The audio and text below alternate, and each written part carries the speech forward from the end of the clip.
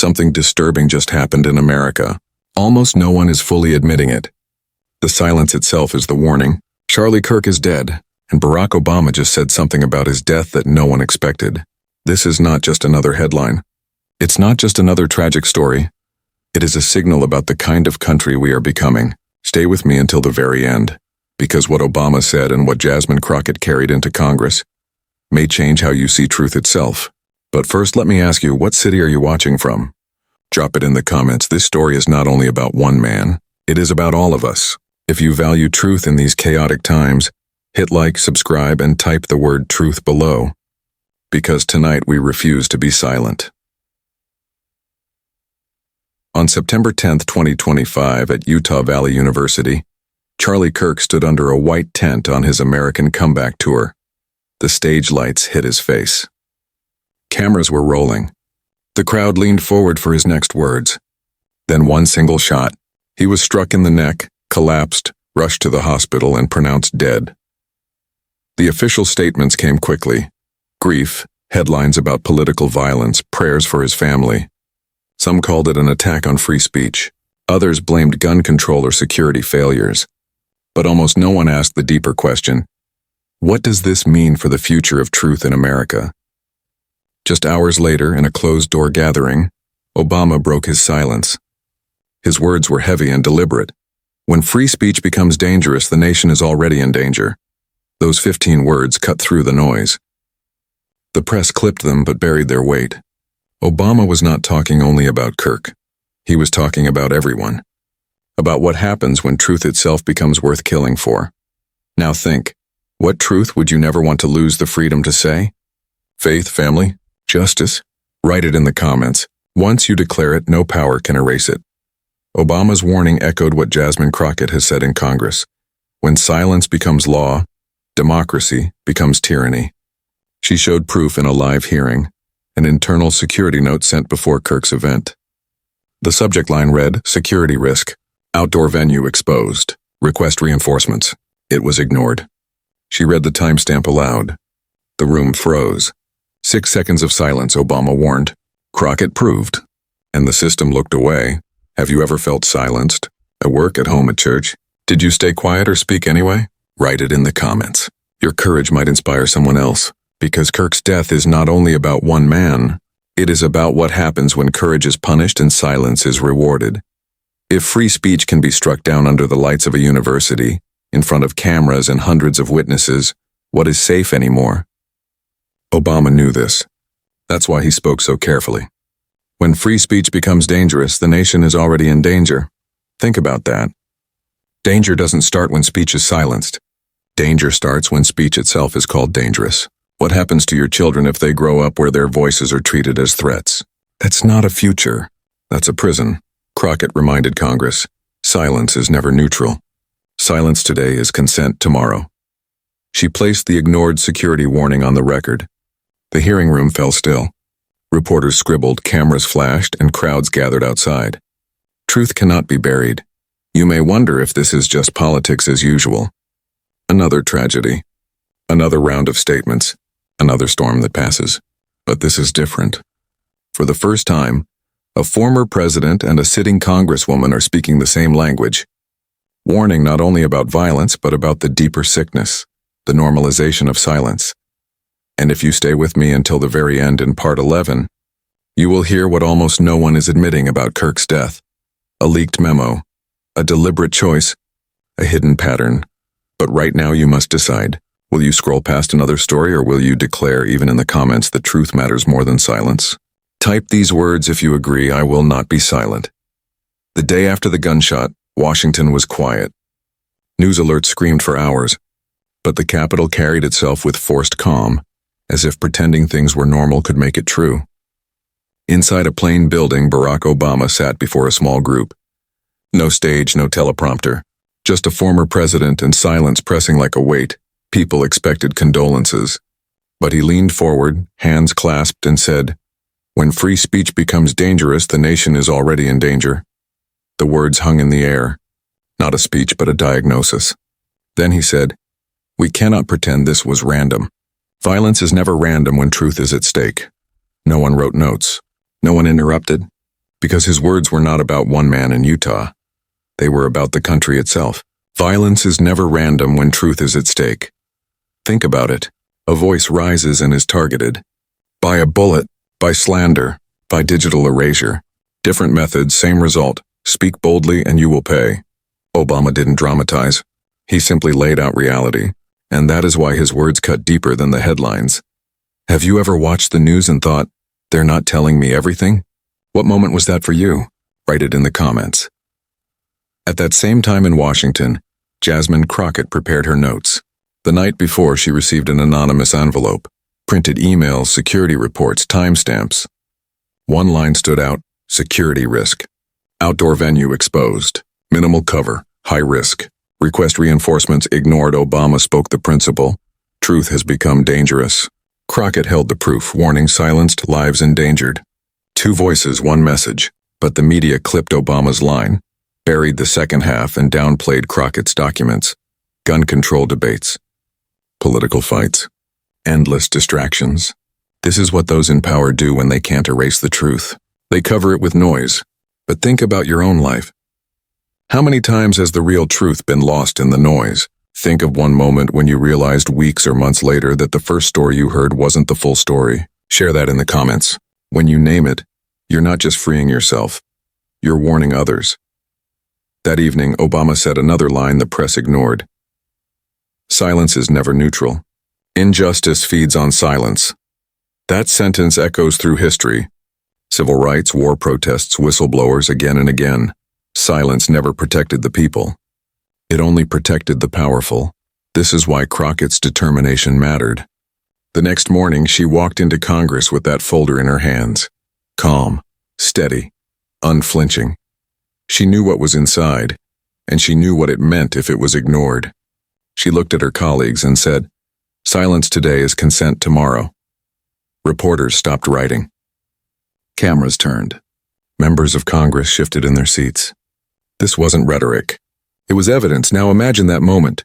A former president warning about silence, a congresswoman proving silence with documents, and a nation caught in between, not sure who to believe. Some people desperate for clarity, others retreating into denial. That's why this matters, because for the first time, two very different leaders gave the same alarm. One gave it words, the other gave it proof. And still the mainstream drowned it with noise. Which leads to a harder question. If this keeps happening, if warnings are ignored, if silence becomes normal, who benefits? Who gains from burying the truth until it's too late? That's not a rhetorical question. Think about it. Answer in the comments. Who benefits from silence? Don't just say the powerful, be specific. Write what you see in your community, your workplace, your town. Naming who benefits is the first step to breaking their control. Kirk's death was not isolated. Obama knew that. Crockett knew that too. When she opened that folder, she wasn't only pointing at mistakes. She was pointing at a system that accepts danger as long as truth-tellers pay the price. If that's true, Kirk's death wasn't just tragic. It was inevitable. Think about that. A man gunned down in public not because of who he was, but because of what he represented. Someone with a microphone, a crowd, and a willingness to speak openly. Let me ask you directly, do you believe silence can ever be neutral? Or do you agree with Obama, that silence itself is injustice? Write your answer below. One word only, neutral or injustice. The more voices speak, the clearer the truth becomes. This moment in Washington, Obama diagnosing, Crockett proving, set the stage for what came next. The chamber where Crockett read those lines froze under the weight of her evidence. Members glanced at each other, unable to respond, and the silence inside that room spoke louder than any words. That is where we turn next, because when Crockett unfolded that first page and began to read, the air shifted. The nation held its breath. And for the first time since the gunshot in Utah, the silence was louder than words. The chamber was restless before she even spoke. Photographers shifted, cameras ready. Lawmakers whispered to each other in low voices.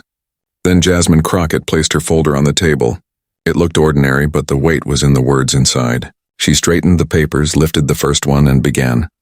This document was sent 3 days before the event in Utah, she said. Her voice was steady. Subject line, security risk. Outdoor venue exposed. The words hit the room like a stone in water. Ripples of murmurs spread instantly. Reporters scribbled faster. A senator coughed and then went still. Crockett continued. Minimal cover, high risk. Request reinforcements. She held the page up for cameras. Then she let the silence hang 6 seconds. The kind of silence that made people glance at each other, wondering if they had heard right. Yet no reinforcements were sent, she said. No adjustments were made. The event went ahead as planned, and Charlie Kirk was left exposed. The committee chair shifted. Congresswoman, are you saying this warning was deliberately ignored? Crockett didn't flinch. I am saying it was received. It was read, and it was buried, the crowd murmured again. Cameras flashed. The tension grew heavier by the second. Think about what that means. A clear warning, a request for action, and nothing done. How many times in your life have you seen warnings ignored? At work, at home, in your community. Someone raises a concern but no one listens. Then the very thing they predicted happens. Share your story in the comments. Silence is never harmless. Crockett placed the first page down and picked up the next. This one showed the metadata, the timestamp, the recipient list, the follow-up notice marking it as seen. She read it aloud. Sent 9:42 a.m. September 7th. Marked seen by at least 3 officials. No record of response. She tapped the line. Not incompetence. Not oversight. Silence. The room went dead quiet. Obama's words from the day before echoed. When free speech becomes dangerous, the nation is already in danger. Now in front of Congress, Crockett was proving that the danger had been known and ignored. This is not about agreeing or disagreeing with Kirk's politics, she said. This is about whether warnings matter, whether truth matters, whether the lives of those who speak are protected or treated as expendable. Her words landed hard because they weren't partisan. They were basic outside. The story was already spreading on social media. Clips of Crockett holding the email went viral. Hashtags rose onto warning ignored, boss truth buried. Comment sections filled with people sharing times they had been ignored. And here's where you come in. What warning did you give that no one listened to until it was too late? Share it below. When you share, you're proving the pattern. Back inside, Crockett flipped to the 3rd page. This one was worse. It wasn't just a warning. It was a recommendation to move the event indoors. Shift to indoor hall. Reduce exposure. Add security. Crockett read it, then lowered her eyes. Recommendation denied. No explanation recorded. Gasps. Sharp and audible. Even her usual opponents looked uneasy. A lawmaker interrupted. Congresswoman, we cannot assume. Crockett raised her hand. Calm. Firm. I'm not assuming. I'm reading. These are their words, not mine. Her calm cut sharper than shouting ever could. Cameras stayed on her face, the papers in her hand, the black letters no one could deny. Do you feel the weight of this? She asked. A man is dead not because no one saw the risk, but because someone ignored it. That raises the question, why? Who benefits from burying warnings? Who gains when truth becomes silence? These are not abstract questions. They decide whether democracy survives or collapses. Crockett placed the last page on the table. She didn't speak for several seconds. She let the silence speak. Reporters leaned forward. Lawmakers shifted in their seats. Then she said, if silence today becomes acceptable, then tomorrow this chamber will not be needed because truth will already be gone. The silence that followed was not normal. It was heavy and hard to breathe in. Cameras clicked nervously, but lawmakers did not move. This was more than a hearing. It was a mirror. Everyone in that room had to decide if they were defenders of truth or part of burying it. Outside, the chants had begun. Protesters held signs shouting the words that spread fast. Truth cannot be buried. Their voices echoed faintly through the heavy doors, mixing with the silence inside in a way that no one could ignore. Ask yourself this. If you had been in that room, would you have spoken or stayed silent? It is easy to say now what we would do. It is harder when power presses down. Comment with one word, speak or silent. Let's see how many voices still choose courage. The moment was not over. Crockett's reading was not the end. It was the start of a break. Some lawmakers leaned toward her, admitting quietly how serious it was. Others looked away, not wanting to face what the pages showed. And one voice just minutes later tried to deflect, to dismiss, to turn it into something else. That voice was Donald Trump's. When he spoke, mocking Obama's warning and ridiculing Crockett's evidence, He thought he was stopping the storm. He didn't know his words would set it off. The silence in the chamber could not last. Silence was never steady around Donald Trump. News of Crockett's evidence spread fast. Clips of her holding the warning email had already reached millions of views. Obama's words from the night before, "When free speech becomes dangerous, the nation is already in danger," were replaying on every network. Then Trump weighed in. Not with a careful statement. Not with respect for what was shown. At a rally streamed live that evening, he smirked and leaned into the microphone. "Obama is fear-mongering again," he said, drawing laughs. "And that Congresswoman, what's her name? Jasmine? She waves around papers like she's in a bad movie. They want you to believe it's some big conspiracy nonsense." The audience cheered, but outside the rally, the reaction was different. Think about the contrast. On one side, a former president giving a quiet warning. A congresswoman showing documents. On the other, a man mocking both and turning tragedy into jokes. Which one sounds like leadership to you? Comment below, serious or mockery. Trump went further. They talk about silence, but nobody silenced Charlie Kirk. He was speaking. He was strong. He was loved. This idea that the system ignored him? Give me a break. Obama wants to look wise. Crockett wants to look tough. But really, they're just playing politics. His words echoed on screens, amplified by his outlets. But something unexpected happened. The very clips he thought would dismiss Obama and Crockett were shared as proof of the opposite. When people compared the three side by side, Obama's warning, Crockett's documents, Trump's smirk, they saw the difference clearly. One voice was serious. One was factual. One was mocking. Social media spread it instantly. A side-by-side edit went viral. Obama's line, Crockett's email, Trump's grin. The caption read, "Truth. Proof. Mockery." In hours, it was shared hundreds of thousands of times. Here's the question. When you see a leader respond to tragedy, what do you value most? Empathy, evidence, or entertainment? Write your answer in the comments. Inside the hearing, members who had stayed silent now had fuel. Some Republicans copied Trump's tone, calling Crockett dramatic, accusing Obama of politicizing grief. Others stayed quiet, not wanting to be tied to mockery in such a tense moment. Crockett stayed steady. She didn't respond to Trump directly. She didn't need to. Her folder, her timestamps, her proof already spoke louder than his jokes. That quiet strength may have unsettled her opponents most. Think about the pattern. Truth was spoken. Proof was shown. Power responded with mockery.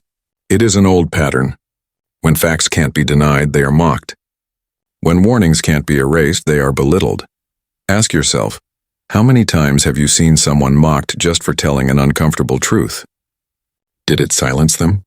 Did it silence you? Share your story in the comments. Courage grows when we know we are not alone. Back at the rally, Trump pushed more. They say silence is injustice, he chuckled. I call it common sense. You don't have to answer every crazy theory. Sometimes you just ignore it, but outside the chant had already grown. Truth cannot be buried. Every time he laughed, the chant grew louder. By the end of the night, even news anchors who usually avoided controversy admitted the contrast was striking. One said on air, "Regardless of politics, the difference in tone here is extraordinary. Obama grave, Crockett factual, Trump dismissive, and here is what you need to know. Mockery is not neutral. It shapes what people take seriously and what they dismiss. When tragedy is mocked, it tells people truth does not matter." That is why Obama's line and Crockett's folder hit harder after Trump's rally. Because people could see with their own eyes that not every leader values truth.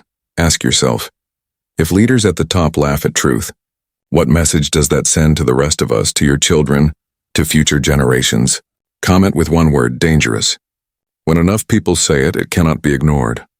By the next morning, the clash of tones had set the stage. On one side, solemn warnings and proof. On the other, mockery streamed to thousands. The country had to choose which image to believe. Trump's words fueled his base, but they also sparked something he did not expect.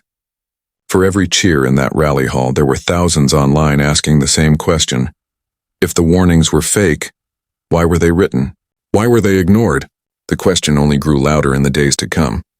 The voices outside chanting together could no longer be ignored. Outside the Capitol, the story had already escaped the hands of politicians. It was no longer only in hearings or rallies. It was in the streets. By mid-morning, the plaza across from the Capitol steps was full. Not partisans, not paid activists, ordinary people. Teachers, veterans, parents, retirees, drawn by something bigger than politics, drawn by the sense that silence was swallowing their country. The chant started soft, almost unsure, then grew louder. Truth cannot be buried. Again and again, stronger each time. Reporters filmed. Live streams lit up with comments. A retired teacher from Detroit stood on a crate, her voice shaking but strong. I spent 35 years telling my students that words matter, that speaking up matters. And now I see a man killed after warnings were ignored. If we stay quiet, we teach the next generation that silence is safer than truth. I won't accept that. Her words struck home. The live stream chat filled with teachers typing their own stories. Times they were told to avoid hard truths. Viewers wrote, "Teachers speak truth. Words matter. We refuse silence." Then a mother from Texas held up a sign. The ink was rushed, uneven. It read, "My son asked if it's safe to tell the truth in America. I didn't know what to answer." The cameras zoomed in. Reporters wrote furiously. Online, the image spread within minutes. It began trending everywhere. And I want to ask you, if your child asked you that same question, what would you say? Comment your answer in one sentence. The answers we give now will shape what the next generation believes tomorrow. Among the crowd was a veteran from Arizona, his grandson on his shoulders. His voice was heavy with sacrifice. "I fought overseas believing I was defending freedom. But freedom means nothing if you can't even speak truth at home. My grandson deserves more than that." The boy waved a small flag, not knowing the weight of the words. That image spread online as fast as the mother's sign. The caption was simple. "He fought abroad. He speaks at home." The effect was instant. Social media shifted from political debate to personal vows. "I will not be silent. My kids will know truth matters. Silence is not neutral." Thousands typed versions of these lines, creating a chorus too loud for algorithms to ignore. And now it comes to you.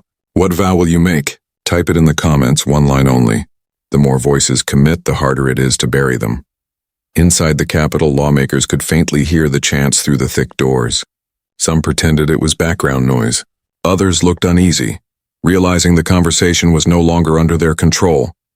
Jasmine Crockett looked toward the windows for a moment, almost as if acknowledging the crowd.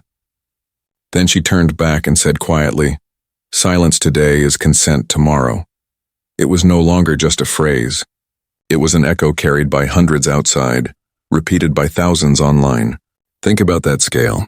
One congresswoman reading documents, one former president giving warnings, one crowd chanting, and now millions watching, sharing, refusing to let silence take hold.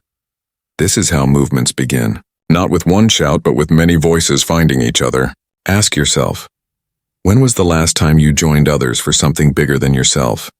Share that memory in the comments. Remembering unity is itself an act of resistance. By the afternoon, signs filled the plaza. Some read, "Ignored once, never again." Others carried Obama's words, "When free speech becomes dangerous, the nation is already in danger." Many repeated the heartbeat line, "Truth cannot be buried." The chants grew so loud they drowned out traffic. Journalists called it the loudest silence Washington has ever heard. But one question remained. Would those in power listen? Or would they ignore the warnings again, as in Utah? The city felt heavy with that uncertainty. The people had spoken. The next move was with the institutions. The tension was sharp. Chants outside, silence inside. Mockery from a rally could be dismissed. But a crowd echoing Crockett's and Obama's words in Washington could not be ignored forever. The chants carried through the glass like a steady pulse. Truth cannot be buried. Inside, lawmakers shifted. Reporters scribbled. But the tension was not only about what had been shown, it was about what had not yet surfaced. Crockett's pages were not the whole story. They were only the first cracks in a wall of silence, and everyone in the room felt it. Think about how stories unfold in real time. First comes the shock. One shooting in Utah, screaming headlines. Then comes the flood of noise, debates, speculation, arguments. And buried under that noise are the fragments of truth almost no one sees. That pattern is not an accident. It is a strategy. When truth cannot be erased, it is smothered. When it cannot be denied, it is delayed. When it cannot be silenced, It is buried under endless noise until people are too tired to care. Obama had said it clearly. Silence is never neutral. Injustice feeds on silence. Crockett proved it with the ignored warnings. The crowd outside echoed it with chants. But here is the hard question. If warnings were ignored once, how many times had it happened before? And how many more times would it happen again? Let me ask you, how many times in your life have you learned the truth only after it was too late to act? Maybe about your health, your money, your community, even your family. Share it in the comments. Naming those moments is the first step to seeing the pattern. Back in the chamber, Crockett looked across the room. She did not raise her voice, but her words cut through. This is not the first ignored warning. And unless this committee decides otherwise, it will not be the last. The stillness was suffocating. Everyone knew she wasn't only talking about Utah. She was talking about every ignored case, every tragedy, every silenced voice. Reporters rushed to push alerts. The word spread fast, not the first, not the last. Those 6 words lit up social feeds, merging with the chants outside. People began connecting the dots. Old clips resurfaced, other ignored warnings. Other tragedies followed by silence. The crowd outside was no longer chanting just for Charlie Kirk. They were chanting for something bigger. Older, heavier. This is why you must stay with me until the end. Because in part 11, the truth no one is admitting will be revealed. A leaked memo, a deliberate choice, a hidden pattern. Once you see it, you won't be able to forget it. But first, you need to understand how silence works. Step by step, delay by delay. Crockett placed her folder down and leaned into the microphone. When truth is inconvenient, they call it confusion. When it's dangerous, they call it politics. When it's undeniable, they call it noise. But it's never random. It's a pattern. Her words described more than bureaucracy. They described control. Think of it like this. Imagine a fire alarm in your home. The first time it rings, you pay attention. The second time, you look for smoke. But if it rings every hour, every day, no matter what, you stop caring. That's how selective framing works. They flood you with so much noise that the real alarm fades into the background. That is how silence wins. Not by lack of sound, but by drowning truth in meaningless sound.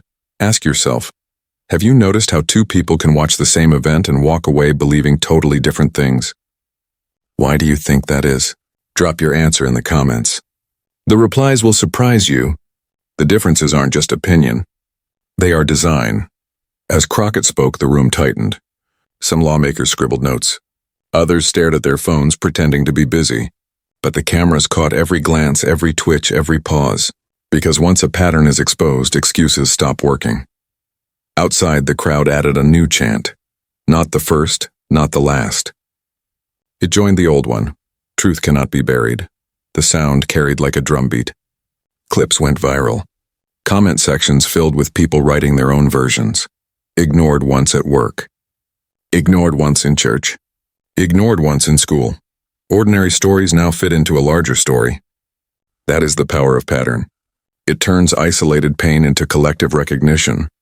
But here is the part no one wants to admit. If we can see the pattern, then those in power can see it too. Which means allowing it to continue is not incompetence, it is intention. That is why the final reveal matters, because if this pattern has been allowed, even encouraged, then silence is not just dangerous. It is deliberate. So I will ask you directly, do you believe these repeated silences are accidents, or do you believe they are intentional? Comment one word, accident or deliberate.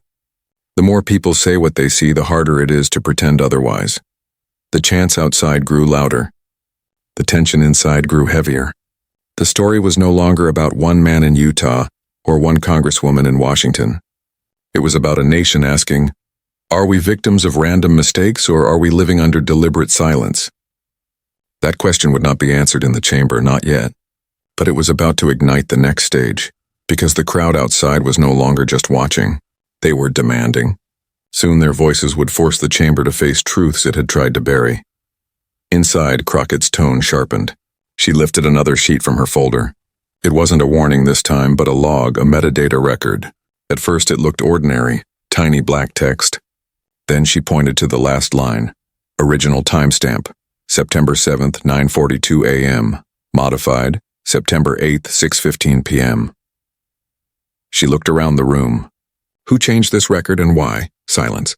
Lawmakers shifted in their seats, avoiding her eyes. Cameras zoomed in. The log was clear. The document had been changed after the fact. Outside, the story splintered into noise. Some outlets said a suspect was in custody.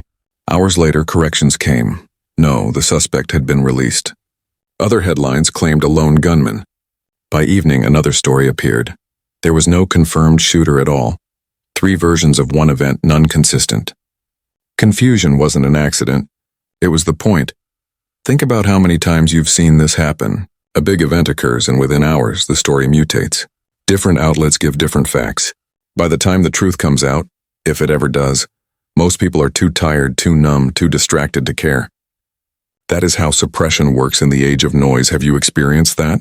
Following a story closely, only to find weeks later that the first reports were false or incomplete. Share it in the comments. Naming those moments exposes the system that keeps us blind.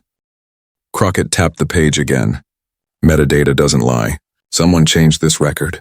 Someone rewrote the timeline. Her words hit hard, not only because of what they showed, but what they meant. Silence wasn't passive. It was active. The record wasn't just ignored. It was altered, and still the noise outside continued. Endless debates about motives, speculation about weapons, arguments about whether to call it political violence. Talk shows turned tragedy into theater, panels yelling until no one remembered the real question. This was selective framing. Narrative control. The very pattern Obama had warned about. The chant outside changed again. It fed on the words inside, not ignored. Altered. Signs appeared with the phrase written in bold. What began as grief was turning into resistance. Inside, Crockett placed the log down. "This is why silence is never neutral," she said, "because silence leaves room for manipulation, and manipulation leaves room for control." Her words carried weight, but no one answered. That is how truth is buried, not by a single lie, but by layers of confusion, by making you doubt your own eyes, by overwhelming you with contradictions until exhaustion feels safer than clarity. Ask yourself, how many contradictions have you accepted this past year? How many times have you shrugged and said, "We'll never know the full story"? That resignation is the victory of suppression. The only way to fight it is to call it out. Comment one word below. Exhausted or awake? Which side are you on? The hearing moved forward, but the fracture was clear. Outside, chants grew louder. Inside, lawmakers sat frozen, unwilling to respond. And the nation, watching both, began to see the noise was not random. It was deliberate. The more Crockett spoke, the harder it was to deny. By now, the hearing room felt like a pressure chamber. The evidence was clear. Ignored warnings, altered records, and contradictions flooding the media. No one could deny the pattern anymore. The question in the air was simple. What now? That was when Barack Obama's words from the night before began to spread again. Clips replayed one sentence. Truth is not inherited. It's defended. He hadn't shouted it. He hadn't dressed it up. He said it plainly, as if reminding people of something they already knew but had forgotten. And now those words collided with what Crockett was about to say. She set her folder down, leaned into the microphone, and locked her eyes on the cameras. For a moment, it felt less like a hearing and more like she was speaking straight to the people at home. "Silence today," she said slowly, "is consent tomorrow." No one in the room moved. The words sank in. She repeated them softer this time, as if speaking to each viewer one by one. "Silence today is consent tomorrow." Outside, the chant shifted again. The crowd picked it up.